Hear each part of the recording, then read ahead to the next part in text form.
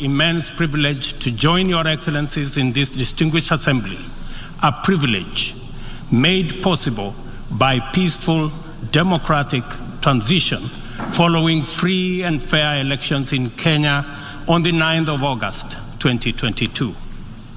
Elections that not only stand as testimony of the universal power of democracy, but also of the manifest ability of African peoples to invest in stronger nations and a secure future, robust institutions, effective constitutions, and the impartial administration of the rule of law guarantees the achievement of shared aspirations. This 77th session of the UN General Assembly comes at a unique moment when the entire world is struggling with multiple grave challenges that include regional conflicts, the COVID-19 pandemic, the triple planetary crisis, food insecurity, and the rising cost of living.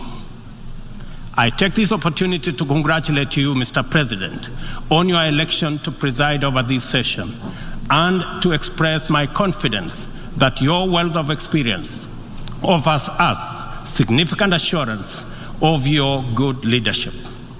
Your motto, solutions through solidarity, sustainability, and science, succinctly captures with particular resonance the urgent imperatives of our time. I assure you of Kenya's firm support and cooperation during your tenure.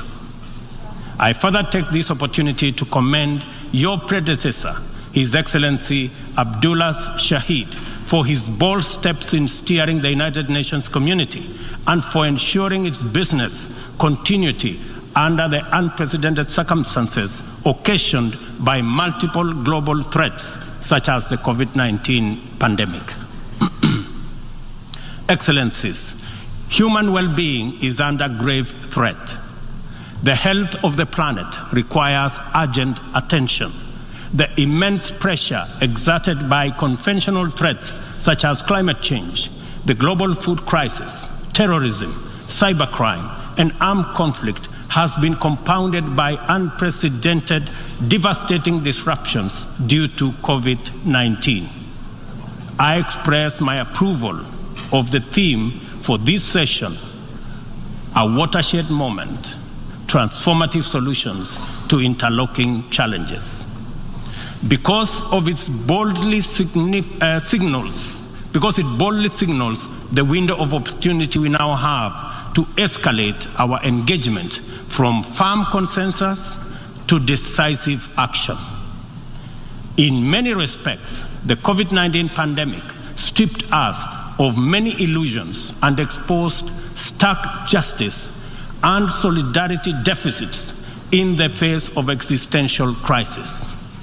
It brought into sharp focus the global economy's two-lane highway, repressively patrolled by a rising tide of exclusionist nationalism, a specter that undermines prospects of collective action and significantly impairs the resolve of the international community to guarantee fundamental rights, including safety and dignity of the world's vulnerable majority. It is also for this reason that many nations, especially from the global south, now advocate for the democratization of the global governance and a reimagined multilateralism that is inclusive and works for the good of all. Kenya stands ready to work with other nations to achieve the Pan-Africanization of multilateralism and a more just and inclusive system of global governance. It is important to reflect on these matters as we do our best to get our people, enterprises, and industries back on their feet so that the engine of development can power our societies towards prosperity that actually leaves no one behind.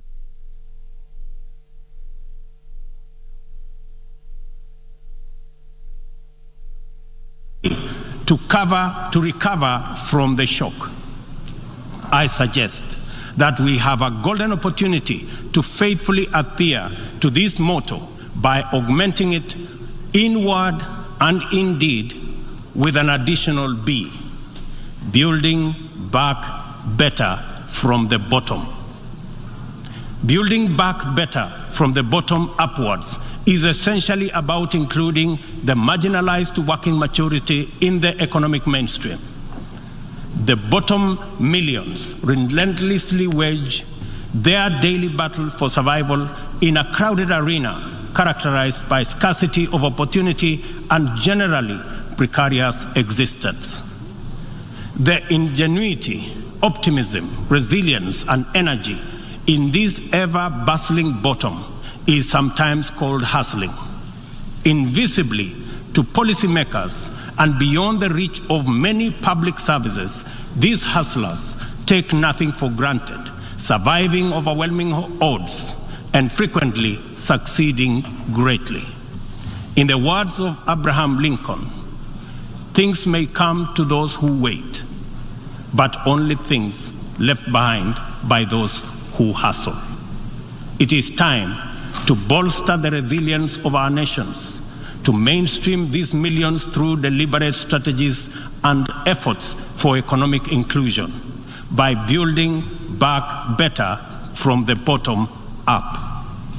The interlocking challenges of conflicts, triple planetary crisis, and the global food crisis have impeded our momentum and obstructed our focus on achieving fundamental transformations towards sustainable development.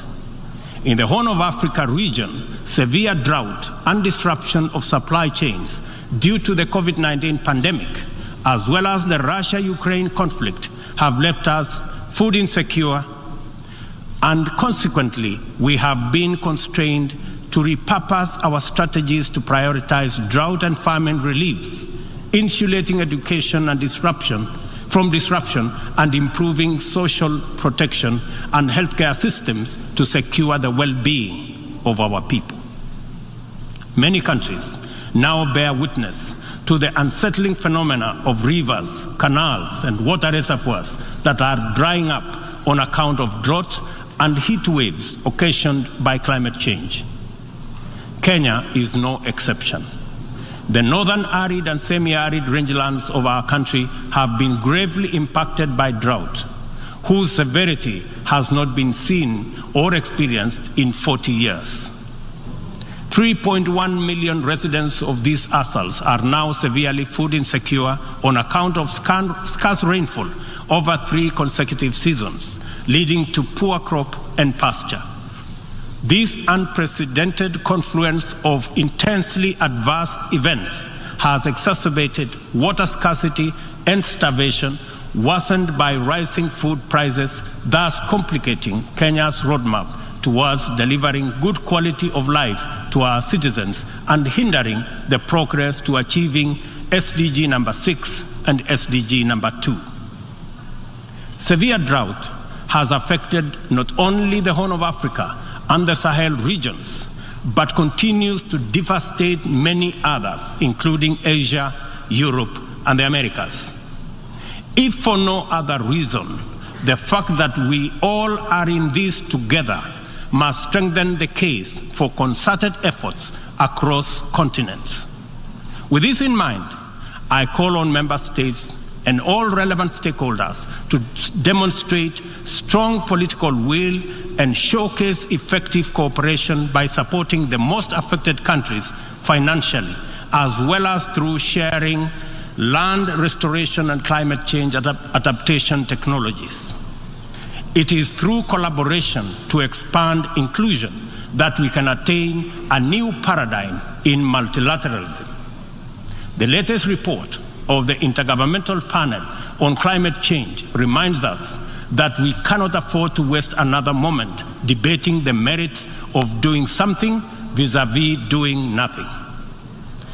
It will soon be too late to reverse the course of events, and then even the best possible interventions will not suffice.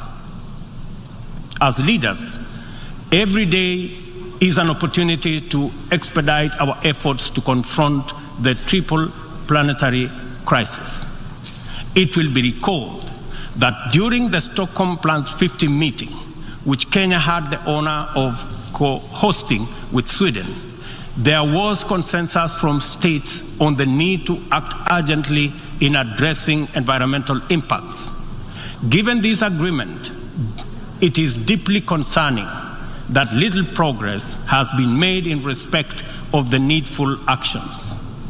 It is time to collectively contemplate urgent measures needed to implement high-priority actions required to contain ongoing disruptions as we deliberate on long-term implementation approaches to be undertaken.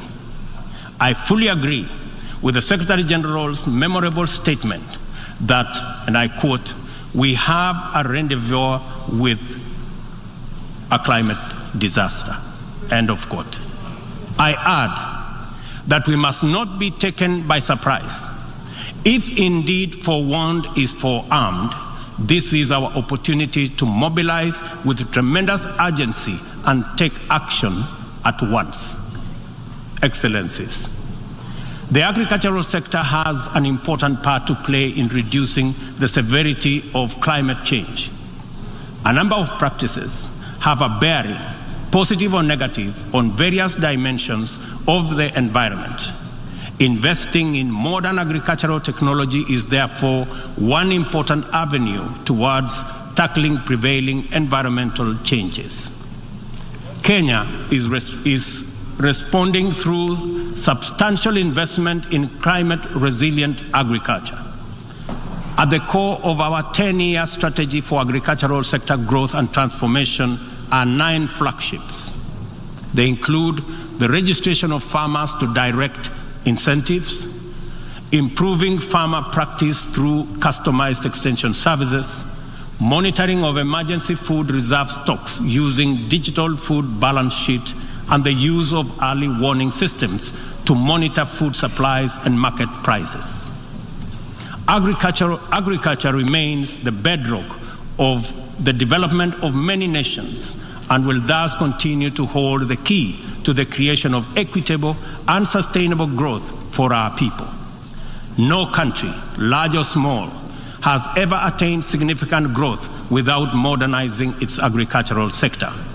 And as we rededicate ourselves to these targets, we must, in the immediate term, find answers to the severe deficit in the availability, flow, and accessibility of fertilizer to our farmers worldwide. I couldn't agree more with Secretary General Guterres on his warning right here yesterday that, and I quote, "Without action now, the global fertilizer shortage will quickly move into a global food shortage," end of quote. We are encouraged to note that education, health, agriculture, and numerous other public services have become increasingly reliant on digital access. The world needs greater investment in the development of ICT infrastructure, accompanied with policies that support innovation and increased acquisition and deployment of technology.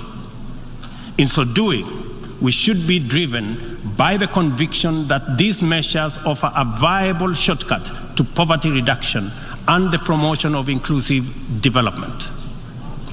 I call for stronger global partnerships to enhance ICT infrastructure in developing countries and bridge the yawning digital divide between the global south and the rest of the world.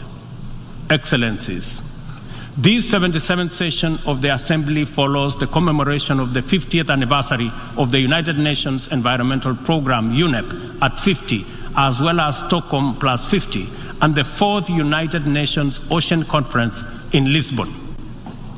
Outcomes of these conferences demanded real commitment to address global environmental concerns as a matter of urgency and for a just transition to sustainable economies that work for all people.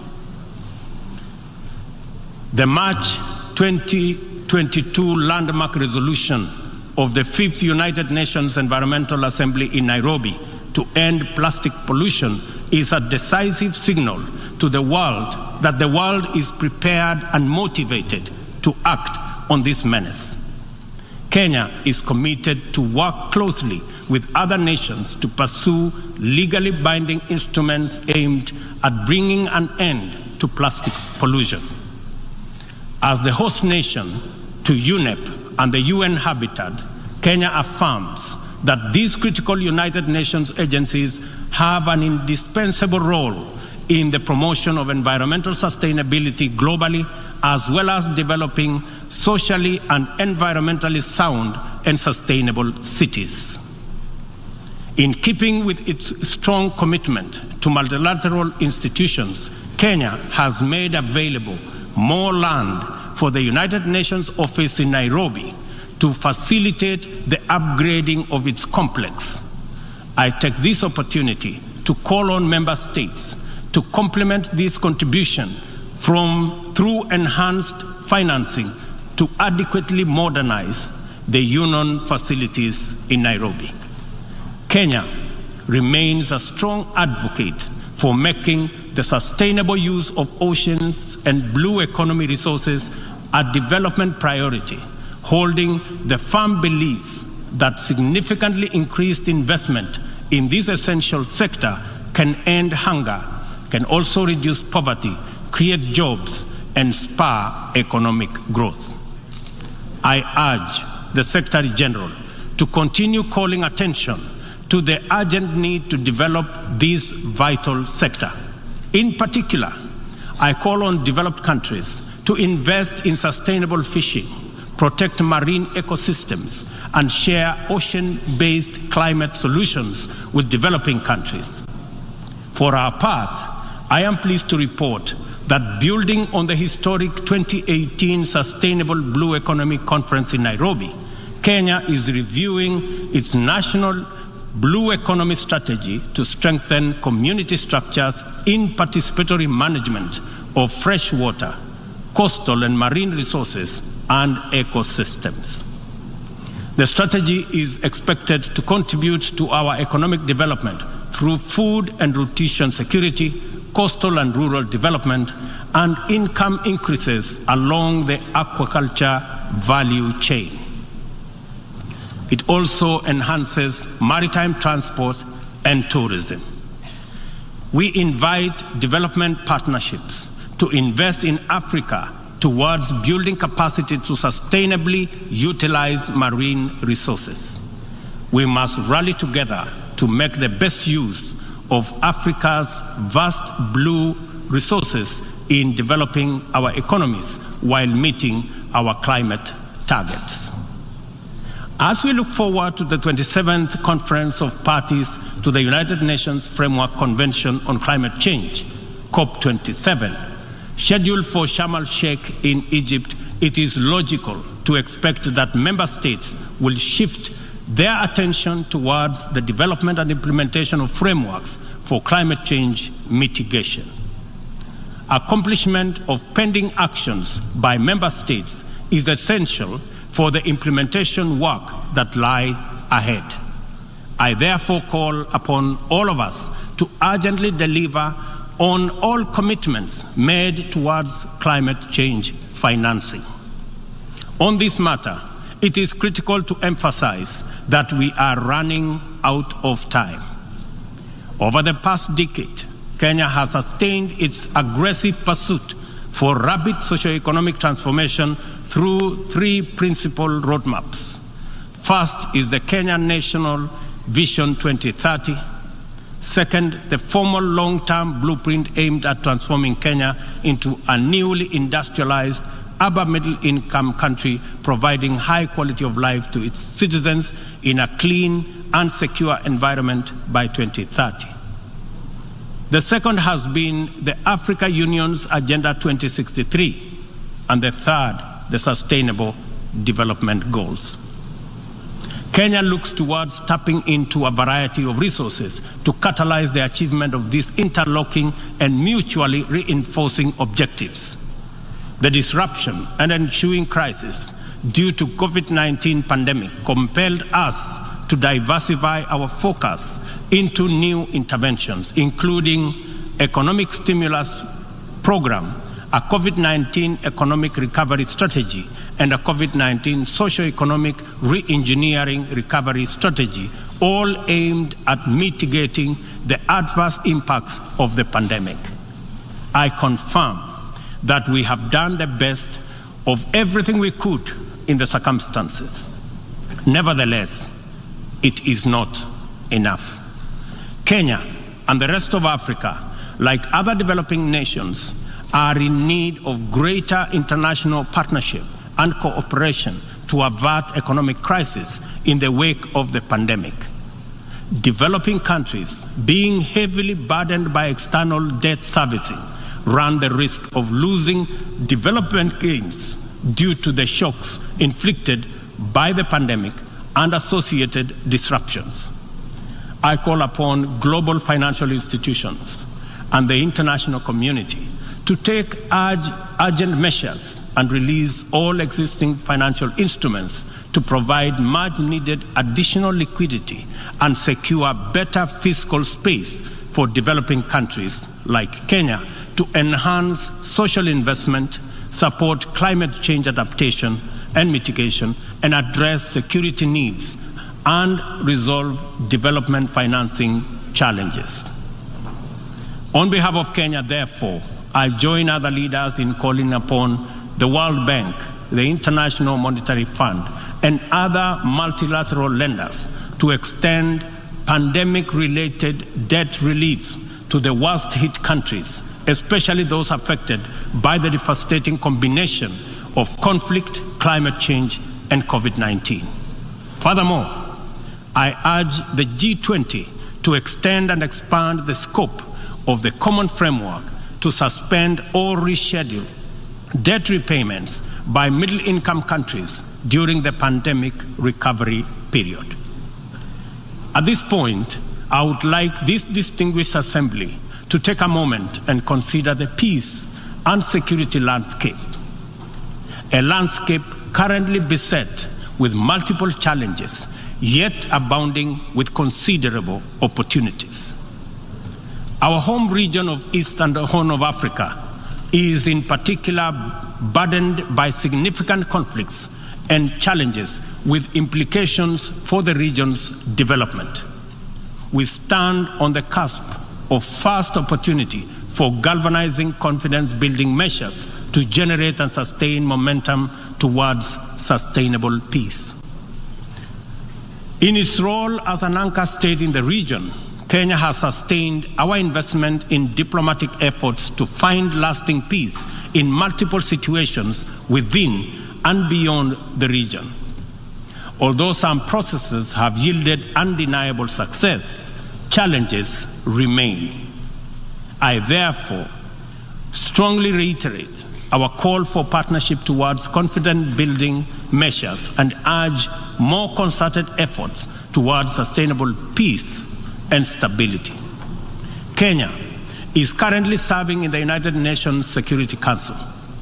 I am proud to confirm that our engagement over the last 2 years has prioritized regional peace and security, countering terrorism and violent extremism, peace support operations, climate and security as critical contributions to the collective efforts to build a safer, more prosperous and peaceful world. I am also proud to state that Kenya has continued to champion closer cooperation between regional mechanisms and the Security Council as an effective means to achieving international peace and security. Kenya continues to advocate the renewal of the Africa Union security architecture, which draws comparative strength from the highly productive complementarity between the United Nations, the Africa Union, and the regional economic communities. Working closely with the 2 elected African countries of the A3 in the UN Security Council, we are committed to finding a stronger Africa voice in the Council and achieving a consensus-driven, rules-based multilateral system. It is our manifest intention to see greater Pan-Africanization of the global agenda in order to make multilateralism work for the people of the world in their diversity. It is time for multilateralism to reflect the voice of farmers, represent the hopes of villagers, champion the aspirations of pastoralists, defend the rights of fisherfolk, express the dreams of traders, respect the wishes of workers, and indeed protect the welfare of all peoples of the global South. Let me express the strong collective conviction of my country that the relevance, legitimacy, and moral authority of the United Nations will forever remain deficient, undermined by the absence of comprehensive reforms of the United Nations Security Council. We therefore remain firmly committed to reforming the Security Council to make it a more effective, representative, and democratic global institution. Given the magnitude and variety of challenges the world continues to confront, a more fit for purpose United Nations is urgently needed, one that possesses the legitimacy and efficacy in dealing with threats to international peace and security. A just and inclusive world order cannot be spearheaded by a United Nations Security Council that persistently and unjustly fails the inclusivity criterion. Similarly, threats to democracy will not be credibly resolved by an undemocratic and representative Security Council. It is vitally important for this critical institution to reflect the values it is entrusted to protect, to defend, to uphold on behalf of humankind. We welcome the call by President Biden this morning for the expansion of the membership of the Security Council as a significant step in the right direction, and we look forward to building consensus for the actualization of the same. The COVID-19 pandemic severely disrupted health systems, seriously challenging the implementation of programs that are vital for the realization of health-related sustainable development goals.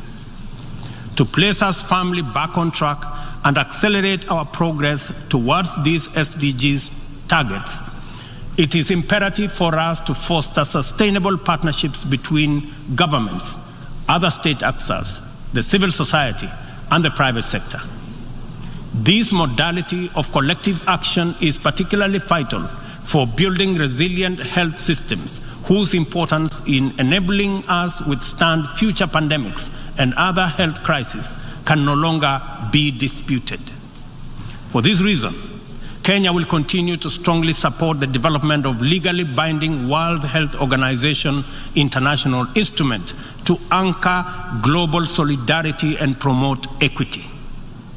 The fact of the matter is that the COVID-19 pandemic exposed for all the world to see the severe deficit of these critical values in our present multilateral configuration. Global supply chains remained impervious to demands in the global South generally, and Africa in particular.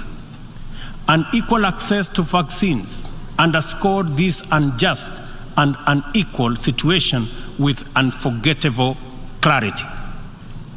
Whenever human life, security, and welfare is in jeopardy, it is immoral to administer interventions through frameworks that are anchored on fundamental inequality. We are all witnesses to admirable demonstrations of effective solidarity in response to crises in various parts of the world. Our knowledge of the possibility of spontaneous yet resolute global solidarity reinforces the African exception as particularly repugnant. From genocides and civil conflict to famine and pandemics, the African continent is consistently left behind to bear the brunt of weak solidarity and disastrous failure of multilateralism. History indicates the last time Africa was the focal point of strong and effective multilateralism, and multilateral consensus was during the Berlin Conference of 1884-1885, and the character of the ensuing interventions casts a long shadow to date. Not to put too fine a point to it, the failure of multilateralism during crises which relegate the people of Africa outside the cycle of moral consideration and normalizes humanitarian neglect and other casual injustices are failures of humanity. Nothing about Africa, and I say nothing about Africa or its people makes it acceptable for this type of failure to persist in this era. And we have an urgent moral duty to do better, and to right this wrong.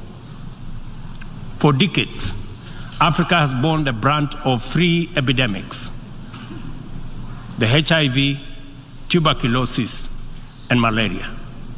I applaud innovative partnerships like the Global Fund for their progress in addressing the 3 menaces, and also welcome the ambitious targets set for the 7th replenishment cycle.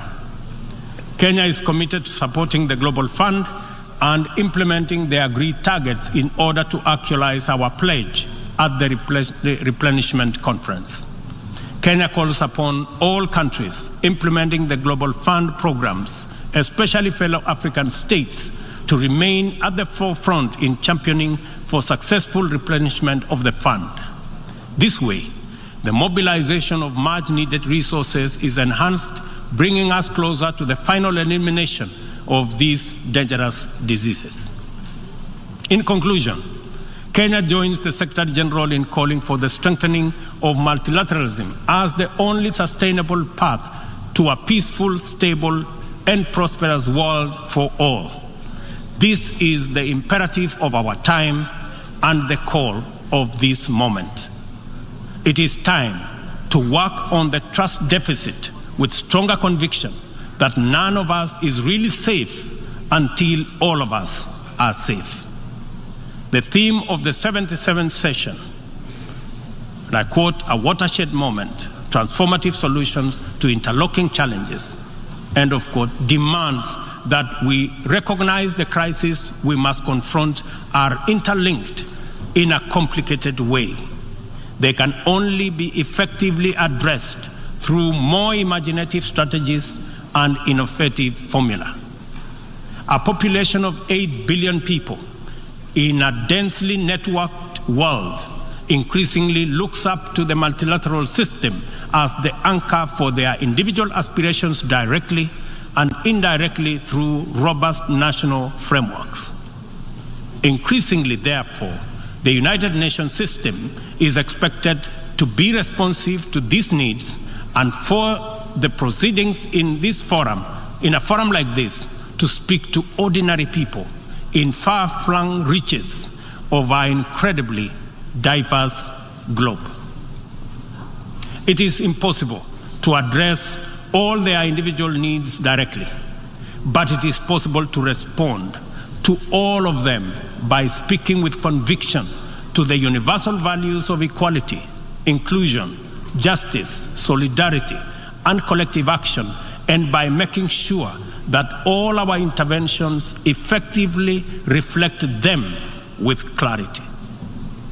The integrity of the international order must be measured by the distance separating our resolutions, consensus, and agreement from decisions, actions, committed interventions, and effective solutions. A watershed moment, therefore, demands that we reduce that gap drastically and quickly. Kenya pursues numerous essential domestic agenda through the multilateral framework. We are heavily invested in the strength, effectiveness, and eventual success of all interventions formulated by the United Nations. It is important that the output of this and other similar fora achieve immediate resonance in the minds and lives of our youth still seeking opportunity to express and actualize themselves, our farmers working to feed nations, our Juakali entrepreneurs striving in pursuit of success in the informal economy, and our professionals who formulate policy, implement strategy, and monitor service delivery in public and private sectors. Africa places immense value in the international community and the tremendous possibilities it can unlock through inclusive, sustainable, and effective action to transform the lives of our people and establish lasting peace, security, and shared prosperity. This watershed moment is our chance to turn the key and open this door of opportunity. We can make progress in addressing the triple global threats and liberate ourselves from the shame of past failures of multilateralism. At this watershed moment, we must not only choose, but also act decisively to bequeath our children and their children a greener, safer, healthier, and more abundant earth. Let us do it together, inclusively, multilaterally. I thank you.